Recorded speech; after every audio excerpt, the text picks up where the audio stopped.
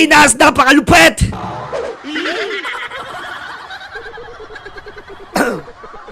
Hindi pa nakakaupo. Bira nyo ha, hindi pa ba nakakaupo ang ABP? Tumutulong na. Testigo ako dyan. Salamat ABP ha. Sa susunod ko na sabihin, maraming salamat ABP ha. Nakakatulong talaga kayo. Kung wala pa kayong party list, mag-ABP na kayo. Ha? ABP, ABP.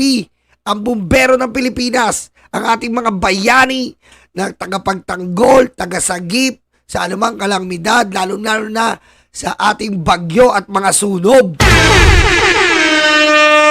Bumbero ng Pilipinas, kung wala pa kayong party list, kung meron na, nire-respeto po kayo, pero bala kayo, ito, bayani ang boboto nyo. Bayani, ang bumbero ng Pilipinas.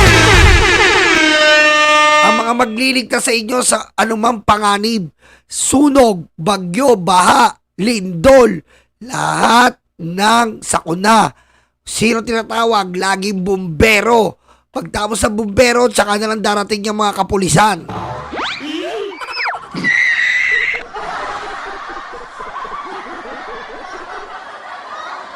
ABP! Yan ha. Maraming salamat sa inyo, ABP. Kahit ano ipagawa nyo, gagawin ko na. Ang bait. Isang sabi lang sa ABP. Nandiyan na kaagad. Napakabilis. Kung wala pa kayong party list, ABP. Kami ang bumbero ng Pilipinas, mga bayaning tagapagligtas. Ang paglilingkod sa amin ay likas. Ang bumbero ng Pilipinas, kami ang bumbero ng Pilipinas, mga bayaning tagapagligtas. Ang paglilingkod sa amin ay likas. Ang bumbero ng Pilipinas. Parang hindi ako sanay sa gitna. Nasa gitna ako ah. Nasa gitna ako, parang hindi ako sanay ah. Center of attraction ah. Parang ang sagwa, parang akong etits ah.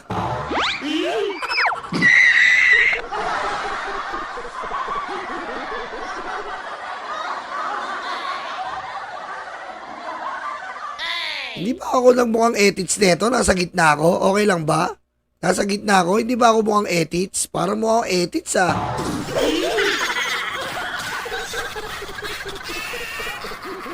Okay lang ba sa gitna ko? Para akong etits eh, no?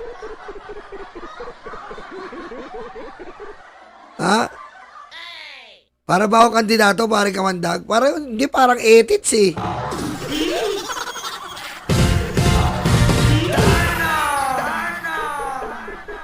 Okay lang ba? Baka sa rin ako ng mga DDS. Oh, nasa gitna oh, etits. Naninibago ako eh. Oh, parang nasa gitna, center of attraction. Oh, ito na. Oh, ano na? Uy, Uncle, asa ka na? Uncle, uy, asa ka na? Oh.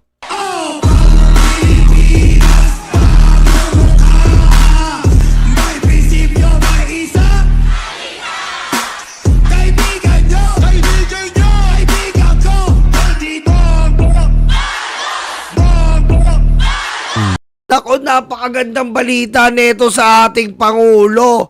Unahin ko na kaya to. Eto na, napakagandang balita nito. Makaka-relate ang mga dabarkads at mga libag, mga karayuma dito. Pute ko, senior deserves love and care. Pute ko, senior pa lang oh, alam mo na oh, senior. Grabe oh. Biro mo gagawin ni BBM, pag 80 years old ka, 80,000.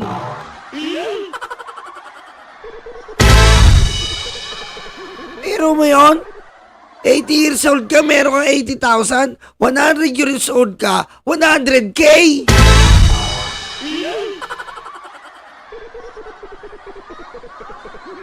Putek, napakalupit nun. BBM lang sa kalam. Pinapahalagaan ng buhay ng mga matatanda.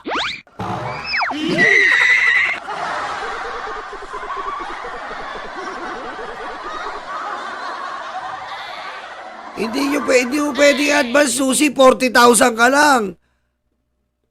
40 years to pay. Oh, mga senior dyan.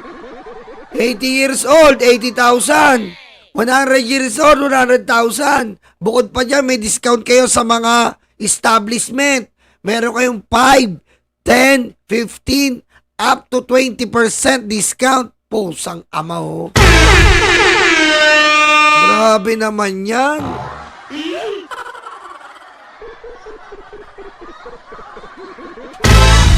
Yan po ang ating ni BBM. Para sa inyo mga matatanda. Oh. Oh. Okay? Abutin nyo to ha. Kapit lang. Kapit lang. Ha? Kasi pag hindi nyo naabot to, 80 years old, ang maaabot nyo, DSWD, burial.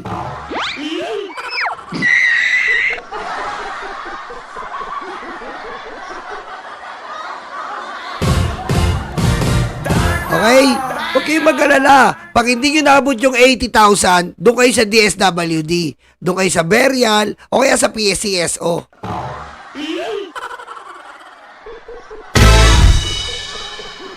Hoy, Mickey mo to, thank you ha. Mickey mo to, tsaka yung kanina, maraming salamat po, Mickey mo to, tsaka Ma'am Eteline Solis. Eteline Solis, Mickey mo to, maraming salamat. One Squad, I love you so much. Thank you po. Okay? Huwag kayong mag-alala. Kahit anong mangyari, aabutin kayo ng gobyerno. Ipanaw man kayo o wala.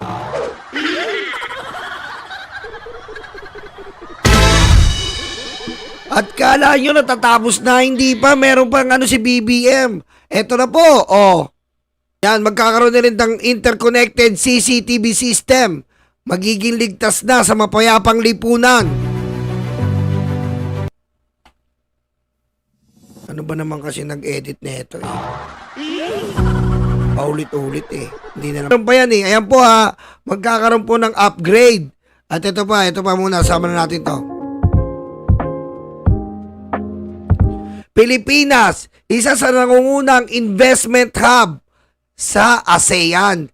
Nagtataya na Philippine Investment Proposal 1.9 trillion or 29% increase same period last year. Dahil sa pagtaas ng pamumuhunan, patuloy na lumalakas ang posisyon ng Pilipinas bilang investment hub sa ASEAN, renewable energy, real estate, at pagmamanupaktura ang pangunahing sektor na umaakit ng puhunan.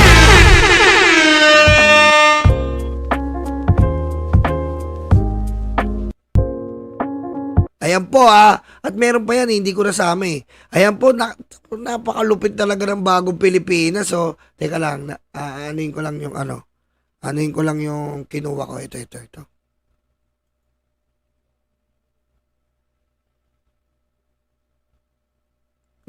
Hindi yan.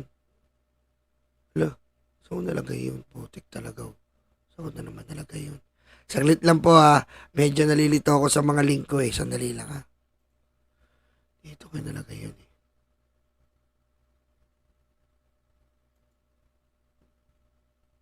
Yan kay JL Review pala. Digital ang bagong Pilipinas. Digitalization. Ito na po, maganda to. Panoorin nyo po maigi Ito na po yung digitalization ng bagong Pilipinas. Hindi po to criminalization Hindi po to katulad ni Digong, puro criminalization. Ito po, digitalization to. Panoorin nyo. Bayang Digital ang bagong Pilipinas. Digitalization is the call of today, not the call of the future, but of the present. It is here, it is needed, and it is needed today. It is needed today. Kaya nga sabi nga natin, kailangan sumabay po ang lahat. Sumasabay ang lahat sa modernong pamumuhay, sa modernong teknolohiya. So kailangan ang ating gobyerno sabi ni BBM sa pangunguna niya, ay sasabay na rin tayo dyan. Hawakan mo ang gobyerno sa iyong mga kamay. Hawakan mo ang gobyerno sa iyong mga kamay dahil magkakaroon na po ng mga application sa cellphone nyo na paaaring nyo nang i-access yung gobyerno. PhilHealth, Pag-ibig, GSIS, BIR. Yan, pwede na kayo siguro magbayad dyan, mag-apply at mag-download na. Download na. With eGov.ph app, ang revolutionary legacy project ng Marcos administration na nagpapagaan sa buhay ng bawat Pilipino. Oo, no, kailangan natin yan eh. Alam mo yun, ang hirap kaysa, lalo na yung matatanda, kaysa mamasahe ka pa. Dito lang pwede ka na makipag-interact. Napakalaking tulong nito eh, di ba? Data shows that digitalization in conjunction with government streamlining efforts has significantly boosted efficiency. Notable examples are in the areas of government payments, company and business registrations. Oh, yan, importante yan. Company, business registration, ano ba tawag doon? Yung personal contribution, yan ang importante eh, di ba? Sa Saudi, kaya nga eh, kaya i-apply natin dito 40OG. Issuance of permits and licenses, loan applications, and Loan application, issuance of permit, business permit, lahat yan. revenue collection. Simple lang ang steps para magkaroon ka ng eGov.ph app sa iyong gadget. Una, mag-download ng eGov.ph. Mag-download na! eGov.ph na! Teko, bagong Pilipinas lang yan, boy. Mag-register gamit ang inyong basic information. Mag-set up ng profile at mag-upload ng mga kailangang ID. Verified ka na. Pwede ka na mag-explore ng mga serbisyo ng gobyerno wherever you are all over the world. Sa eGov.ph, pwede ka na rin mag-set ng online scheduling for appointments, mag-track ng real-time document processing status, mag-ayos ng mga kailangan Sino nagsasabi dyan? Puro salita. Ayan download ka na. Kala nyo, eGov.ph. Download na. Bagong Pilipinas na eh. Ayan na, eGov.ph. Bagong Pilipinas, download na. BBM lang sa kalamboy. Kaya pa ba, DDS? Lakayan natin. eGov.ph. Download na.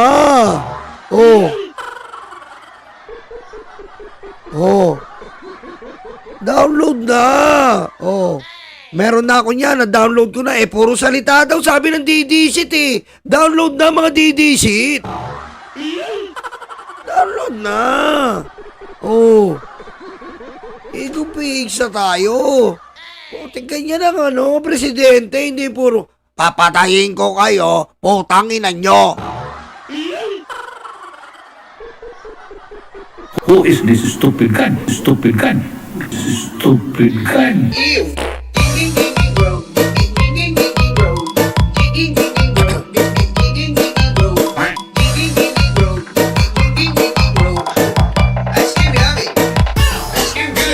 Hindi po siya naliligo. Bobo ka! Download na eGov.ph. Saka lang mo, BBM lang saka lang, boy. BBM saka lang. Install ko na. Open eGov.ph. Download na. Sign up. Wala pa akong account. Papeles sa LGUs, online payments at marami pang iba. Online payments. Hindi ka na pala pwede pumunta dyan sa sa SSS. Dyan na lang pala. Wow! Amazing! Hassle-free dahil ang Unified Services ay pinipindot na lang. Pinipindot na lang ang lupet, di ba? Parang kabit mo tuwing monthly, pinipindot mo. Ikaw ka talaga.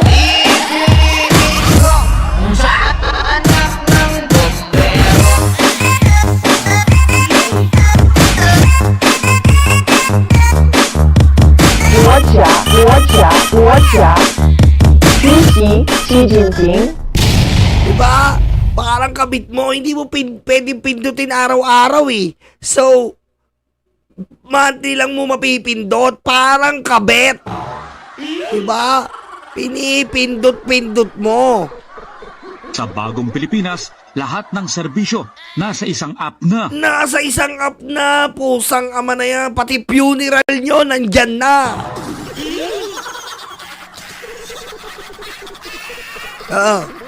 Lahat nandyan na. Mamatay ka, nandyan na. Manganganak ka, nandyan na. Lahat. Hanggang mabuhay ka sa mundo, mamatay ka sa mundo, andyan na.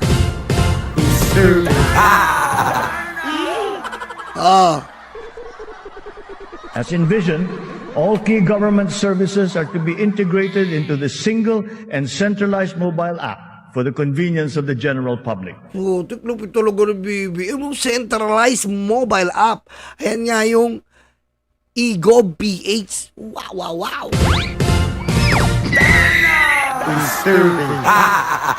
This has already been integrated into the eGov.ph app and can be now accessed by our citizens. Consistent with this transformative policy direction, all government offices must then ensure that their vital services are digitalized immediately. Ang vision namin with the eGov app is kung mag-apply ka ng passport, hihingan ka ng birth certificate, NBI clearance, kung for job or work abroad, maybe transcript of records, diploma, and all of those things. So, Putek ko, pwede na pala dito passport, mag-a-apply na nga ako dito. Pupunta ako bukas ng Palawan. Mag-a-apply ako. Mag-a-apply ako dito. Oh, meron na naman tayong bisita. Asa na, puro salita. Download na. Oh, download. Oh, download na. Hindi tayo dito parang tanga kayo. Oh, download na mga didisit. Walang sali-salita dito, hindi puro mura dito. Hindi puro pusang ama, papatayin kita. Walang galon dito. Download. Mga tanga. Puro salita. Download na. Mga tanga. Download na. Puro kayo green suntok-suntok, mga alipin. Oh, meron pa didisit. Oh, isa pa. Oh, download na. Oh, eGov.ph. Oh, download. At Play Store and your iPhone, hayop kayo. Oh, ba? BBM sa kalam. you transact once, and bahala ng gobyerno to extract your NBI clearance or whatever from the system, which are all owned by the government and managed by the government. Oh, yung Sumali ka na sa digital revolution para hindi ka mapag-iwanan ng panahon. Oh, mag-download na kayo. Mga matatanda dyan. Mga matatanda, lagi nanonood dito. Mag-download na kayo. Ano pa hinihintay nyo? Huwag uugod-ugod. Ha? Ha? Mag-download na kayo. Mag-load na kaagad kayo sa SSS. Oh. Marami na ang guminhawa sa eGov.ph. Real stories, real impact. Oh, yan ang ginagawa. Oh, yan oh. Oh, ayan ha. Let's try. Okay, ito ang pinaka-good news. So dito, makikita nyo pa rin ang inyong Digital National ID. Remember, nag-signature tayo kanina, gumawa tayo ng signature. And then kahit wala tayong internet, makikita po natin siya. Okay? So, Puti, kahit walang internet, merong offline mode. Ayop! Oh. Kahit wala kang internet, ma-access mo pa rin para mag-upload ka ng files. Nandun pa rin. Ayop! Oh. yun pa isang magandang picture. Oh. Bayang Oh, yan ha. digital ang Mag-download na kayo. Igov. Ano ba yan? Ba't tumutulog yung the morning start?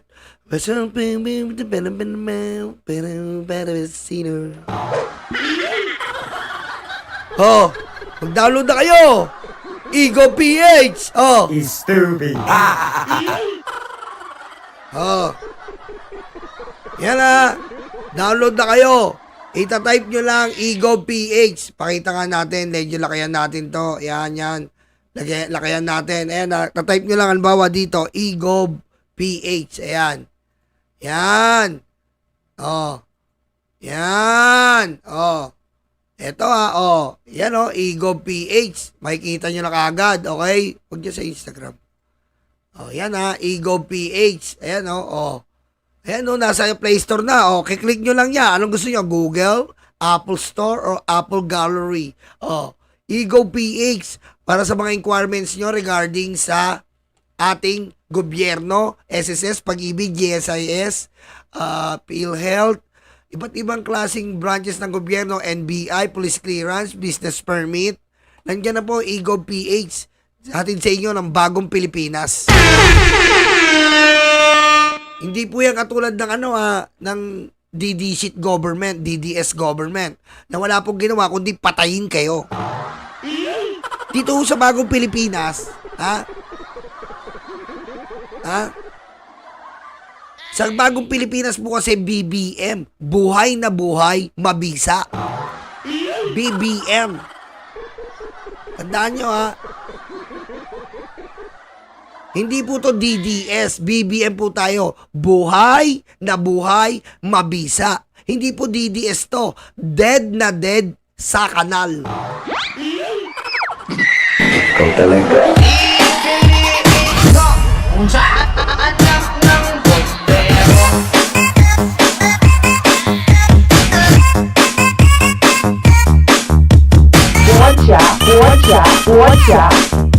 Xi Jinping. Ano sabi ni Maring Irene? Hindi pwede dahil sa face recognition. Bakit, Mare? Ano nangyari sa face mo? Nagpa-opera ka ba ng ilong? Ha? Bawal yan ha. Binabalaan ko pala kayo. Bago kayo mag-igov, tignan nyo muna yung mukha nyo ha. Baka ipataas nyo yung ilong nyo, hindi ma-face recognition, okay? Ha? Baka magpaano kayo. Panganisara, hindi pwede. Nagpa-install kayo ng Panganisara, hindi pa pwede yan.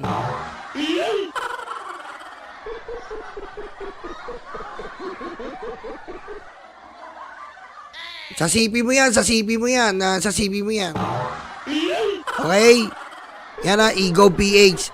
Ngayon, dumako naman po tayo dito sa bagong-bagong balita po na to, na si Sara po ay nagkakalat na naman po ng lagim. Pero unahin muna natin po to, ang pinagugutan ni Sara, ito po ang pinagugutan ni Sara, ay kaso English to eh. Sara for Dummies. Tagalogin ko na lang ito may Tagalog version na lang. Ito na lang, Tagalogin ko na lang yung version. Okay, dito tayo sa Tagalog. Kasi alam ko naman, mahihirapan na naman kayo eh. Okay? Tagalogin ko na lang kasi alam ko naman yung mga matatanda dito, mahihirapan na naman.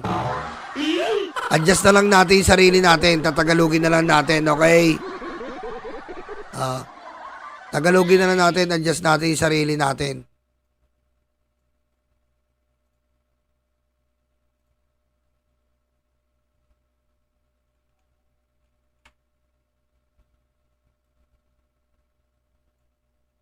Ito po yung Tagalog version. Bakit galit si Sara kay Martin? Ayan. Pangit. Sa kabila ng maraming issue ng bansa, isang tanong ang patuloy na bumabagabag sa marami. Bakit galit na galit si Vice President Sara Tililing Duterte kay Speaker Martin Romualdez? Di ba? Sabi ko sa inyo Kita mo ang kapal ng mukha ni Sara, no? galit na galit kay Romualdez dahil tatakbo daw presidente. Pero ano po nangyari ngayon? Sino ang tumakbo? Sino ang tumakbo? Sino ang tumakbo? Di ba siya? Siya ang tumakbo. Ganong kakapal ang muka. Ang galit na ito ay malinaw sa sunod-sunod na atake sa speaker mula sa social media influencer hanggang sa mga payag ng mga kaalyado ni BP Sara. Ano nga ba ang tunay dahilan ng mga ito? Eto na po. Kasi nga po, napansin nyo, wala po silang ginawa. Takot na takot sila kay speaker. Hoy, CBS Vlog, thank you. Takot na takot po sila kay speaker at lahat po pinagtutulungan ng DDS Media. Ang ambisyon at ang planong impeachment. May mga ulat na nagsasabi ang ugat ng galit ni Sara ay ang kabiuguang maipatupad ang isang grandiosong plano na magbibigay daan sa kanyang inaasam na kapangyarihan. Ang balangkas ng plano, palitan si Speaker Martin Romualdez. Ayan nga po yung sabi ko sa inyo Palitan si Speaker Martin Romualdez ng isang tagasunod ni Sara sa Kamara na gagamitin upang pabagsakin si BBM sa pamamagitan ng impeachment. Hello, Garci? Hello? Hello? Hello, Garci? Ayos na ba yung boto ko? Hello? Hello, Garci? Ayos na ba yung boto ko, pusang ama mo?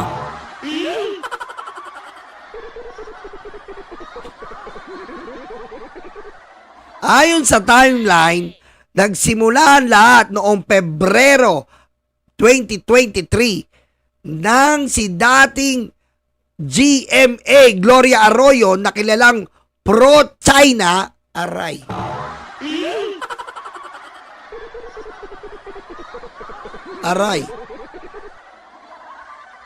Aray, una pa lang ang sakit na nun Nakilalang pro-China ay naglunsad ng plano upang alisin si Romualdez. Ang motibo, hawakan ng Kamara bilang leverage labang kay BBM na noon ay nagpakita na matibay na paninindigan laban sa mga paglabag ng China sa West Philippine Sea. Hello, Garci, pusang ama ka.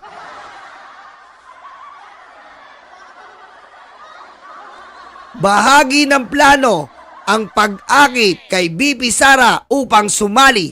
Kapalit ng kanyang suporta, ipinangako ni Arroyo na hawak niya ang Kamara at ang kapangyarihan para magsulong ng impeachment laban sa Pangulo, isang banta na malinaw na hindi kayang baliwalain.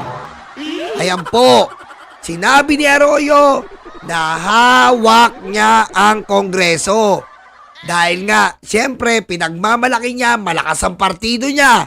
Pangalawa, dati siyang presidente. Hindi niya alam, high-tech na ngayon. Ma'am Gina, thank you. Hindi niya alam ni Arroyo, akala niya nabubuhay pa siya sa, hello, Garci? Akala niya nabubuhay pa siya sa ganun telepono, di ganun.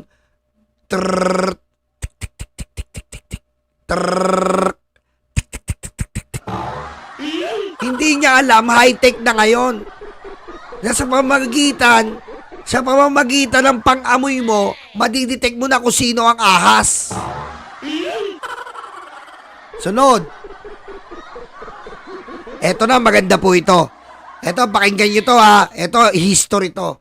Ang pagsiklab ng Tambaluslos. O, di ba? Yan ang pinakalat nila. Ang Tambaluslos.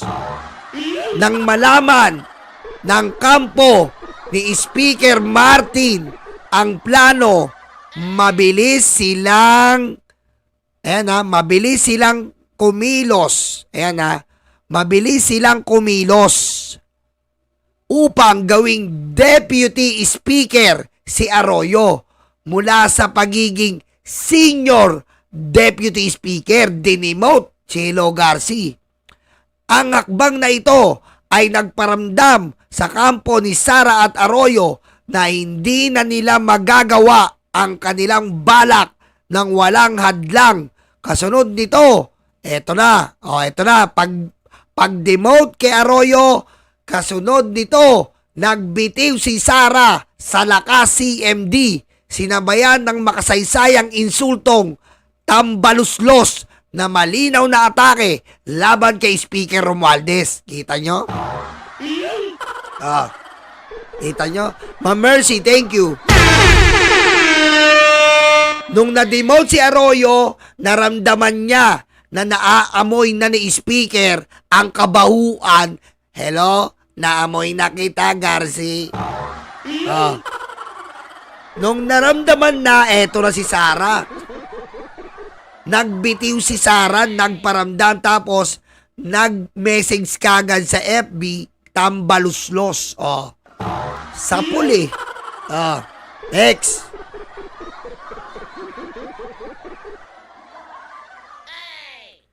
Dito nagsimula ang sunod-sunod ng pag-atake kay Romualdez mula sa social media trolls na kilalang kaalyado ng DDS hanggang sa personalidad na malapit kay BP Sara tulad ni Balyenang Roque, Salsalin Moco Panelo at Sas Notela Puetan Sasot. Ayan po sa halip na tahasang, eto na.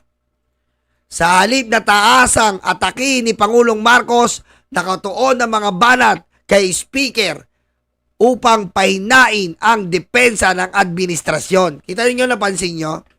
Dati po, ang focus nila kay tambaluslos kay Speaker. Binalanganan nila. Nalaman nila, hindi nila, walang epekto. Nag-try sila ngayon ng pulburon video. Nag-ship. Diba? Kapal lang mukha, diba? Issue ng confidential funds, trigger ng galit. Ang galit ni Sara ay lalo pang tumindi nang inalis ng Kamara ang kanyang hinihiling na 650 million. Oh my God, kapal lang mukha. 650 million. Kapal lang mukha. 650 million na confidential at intelligence funds para sa 2024 sa kabila ng kanyang pahayag. Ayan di ba ang kapal ng mukha? Sa kabila ng kanyang pahayag na kayang mabuhay ang kanyang mga opisina kahit walang confidential funds. Tila ito ang naging mitya para mas matinding kampanya laban kay Speaker Romualdez. Bustado. Bistado yung tililig eh. Bistado eh. Eto na. Next. Isinulong ng 5 leader ng partido sa Kamara ang pagtanggal ng CIF mula sa OBP at DepEd. Eto na po yun. Nung naamoy-amoy nila na mga walang yapa na to si Sara at si Hello Garci, talagang pinatanggal na ng Kongreso dahil naamoy nila kurakot eh. Pinatanggal ng Kongreso yung CIF kasi nagmamayabang siya. Kahit wala daw confidential funds, kayang mabuhay ng Sara Duterte. Ngayon nag-iiyak ko. Nag-iiyak. Ano sabi niya? Ano sabi? Sabi niya, ikinalulungkot ko po, wala ng medical at burial assistance kasi tinanggal na ng Kongreso. Kala namin kaya mo eh. Tanga ka pala eh. Marat boy.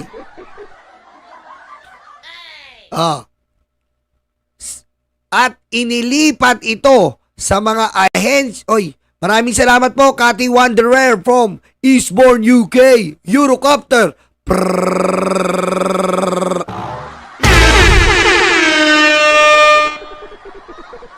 At inilipat ito sa mga ahensyang nangangailangan tulad ng AFP, at iba pang sektor na nagtatanggol sa West Philippine Sea. Ang desisyong ito ay hindi lamang nagpakita ng pananagutan sa pondo, kundi isang direktang pahayag na hindi pabor ang Kongreso sa paggamit ng malaking halaga ng pondo para sa mga operasyon ng OBP na walang linaw ng paliwanag. Wala naman talagang linaw ng paliwanag yung operasyon ng OBP kundi pagnanakaw eh. Puro pagnanakaw. Walang ginawa kundi nakawin. Ano sabi ni Gina Acosta? Pagka-withdraw ko po, binigay ko kay La Chica. Anong ginawa mo? Sabi ni Akop. Pagkatapos, anong ginawa ni La Chica? Wala na po akong alam. Kasi sabi ni BP Sara, ibigay ko lang kay La Chica.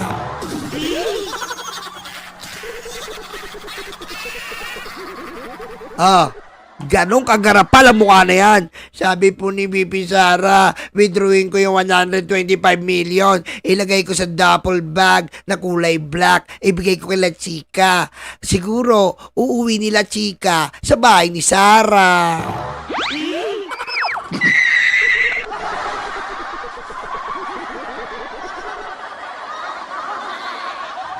Di ba?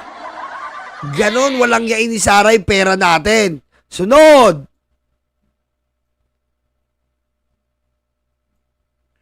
Ang tunay na layunin, palitan si Pangulong Marcos. Eto na.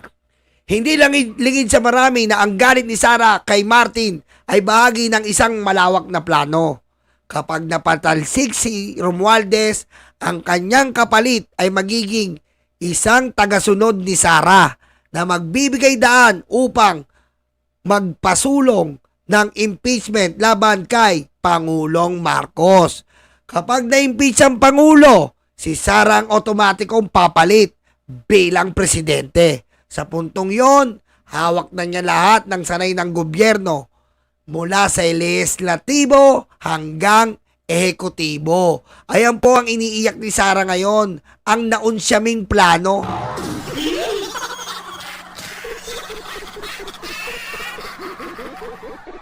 Ang naunsyaming plano ni Sara na akala niya ang mga Marcos bagito sa politika.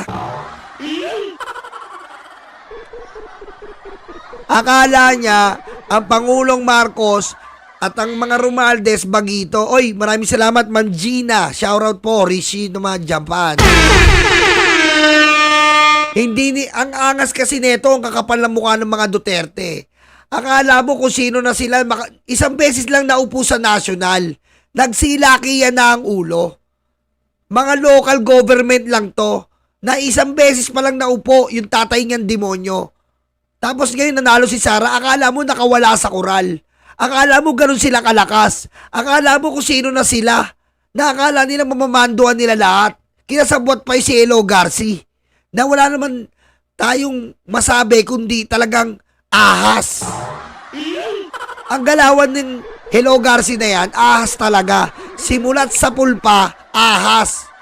Nyolo, paano mo nasabi? Di ba, yan nga nagsabi, hindi na ako tatakbong Pangulo. I am sorry.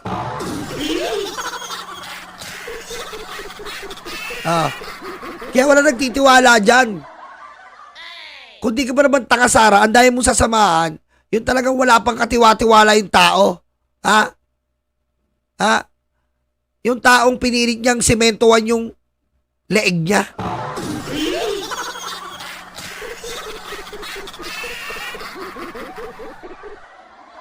Stupid. Ang ganitong taktika ay hindi na bago. Ginamit din ang parehong diskarte ng patalsikin si Bebot Alvarez, bilang speaker nung panahon ng administrasyong Duterte. Yan ang magandang itapik, di ba? Sino nagpatalsik at nagpaiye sa Pantalyon Alvarez? Si Sara!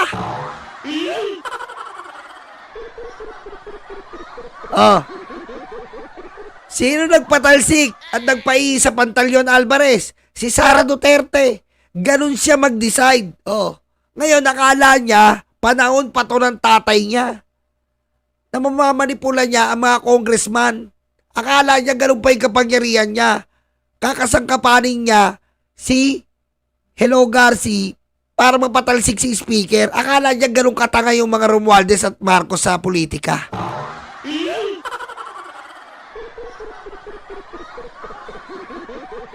Ang mga nasa likod ng plano ay eksperto sa larangan ng political sabotage. At malinaw na sinusubukan nilang ulitin ang kanilang tagumpay noon. O yan. Bakit mahalaga si Speaker Martin? Sa gitna ng lahat, eto na ha, maganda to. Eto. Sa gitna ng lahat, eto na po, sa gitna ng lahat ng ito, malinaw ang misyon ni Speaker Romualdez. Protektahan ang administrasyon ni Marcos at tiyaking makumpleto nito ang 6 na taong mandato. Ang kanyang liderato sa Kamara ay nagsisilbing unang depensa laban sa mga balaki ng kampo ni Sara na sirain ang administrasyong mula sa loob. Hindi ambisyon para sa 2028 ang dahilan ng paninindigan ni Martin. Ang kanyang tanging layunin ay tiyakin magtagumpay si Pangulong Marcos. Sa layunin itong mapaunlad ang bawat Pilipino. Kita mo? Pero ang palabas po ng mga DDS magiging presidente si Romualdez. Yan po ang pinapalabas nila. Putik ang kapal ng mukha, pusang amang Sara Duterte na to. Biro mo, ngayon pa lang nag-promote na siya ay tatakbo. Tapos panay bintang kay Romualdez. Siya pala yung impactang jablitang tatakbo.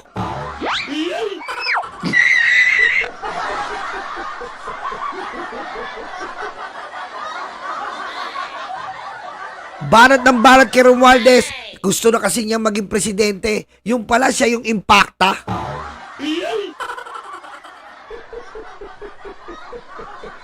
Ang tanong sa publiko, sa harap ng ganitong kalakaran, mahalagang magtanong ang taong bayan, kanino ba talaga nakatuon interes ni Sara Duterte? Kung ang layunin niya ay para sa bayan, bakit tila ang unang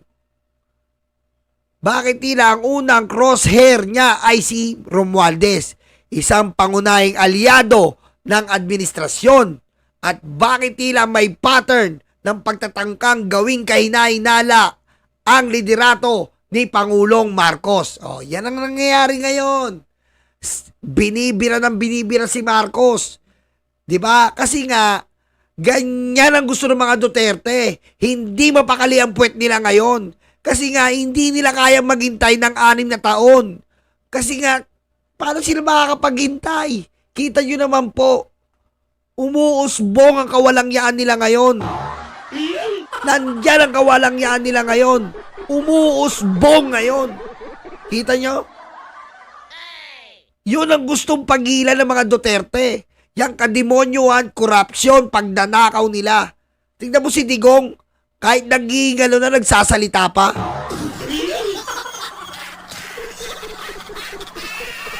Oh. Kasi nga, pag si Digong na nahimik, dire-diretso na tayo malaman lahat ng katotohanan. Lahat ng katotohanan ginawa nila, malalaman natin lahat yun.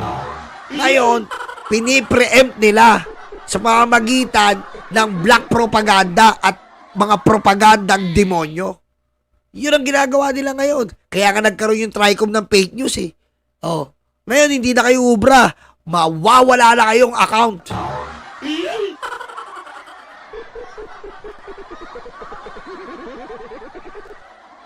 Oh, ito na, konklusyon. Habang papalapit ang 2025 midterm election, asahan ang mas matinding atake laban sa speaker at maging kay Pangulong Marcos. Yan nga yung sinasabi ko sa inyo.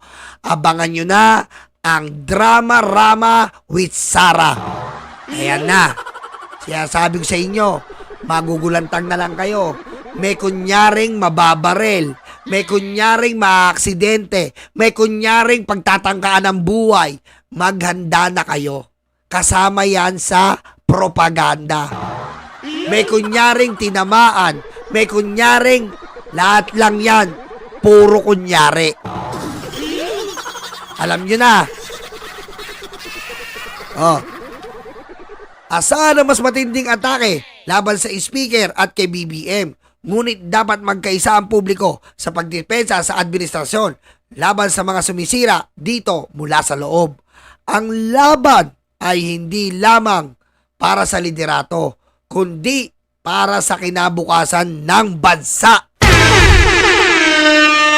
Ang tanong, maniniwala ba tayo sa ingay ng mga tambaluslos o pipiliin natin suportahan ang tunay na leader ng bagong Pilipinas? Napakalupit naman nun, di ba? Sino ba paniniwalaan nyo? Dito tayo maniwala sa administrasyon na nakikita natin. Mahal ang Pilipino, pro-life. Tandaan nyo, pro-life tong gobyerno na to. Napaka pro-life. Sumusuporta, nire-respeto ang buhay ng isang tao. Ayan ay umaangat, bagong Pilipinas, pangarap ay tapat. Ikaw ang aming BBM, Pangulong matapat. Sa puso ng masa, inaangat ating watawat. Sa hirap at ginhawa, ika'y kasama, Pilipinas ay papangon. Dahil ikaw ang pag-asa. Diba? Suportahan natin si Pangulong Bongbong Marcos dahil nakikita po natin sa kanya ang pag-asa. Nakikita po natin sa kanya ang respeto ng pagkakapwa-tao. Yung pa lang po, yung respeto sa kapwa-tao. Yun nakikita nyo po, nire-respeto niya ang buhay. Yun po mahalaga. Dahil nung nakaraang administrasyon ng mga Duterte, wala pong respeto sa buhay. Pinapatay po ang kapwa Pilipino. Pero ang mga Chinese na mga barkada nila, kasama nila sa mafia, kasama nila sa drug lord, kasama nilang monopolya ng droga, buhay na buhay.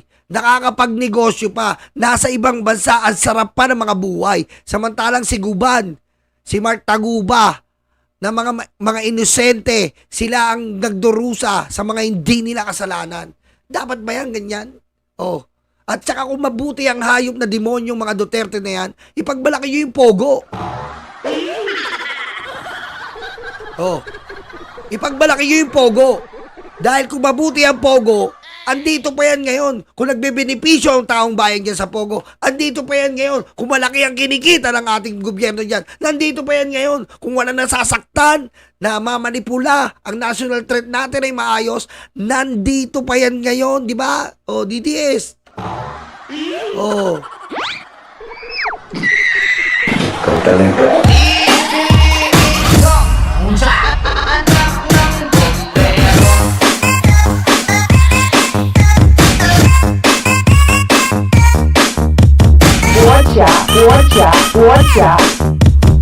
Xi Jinping.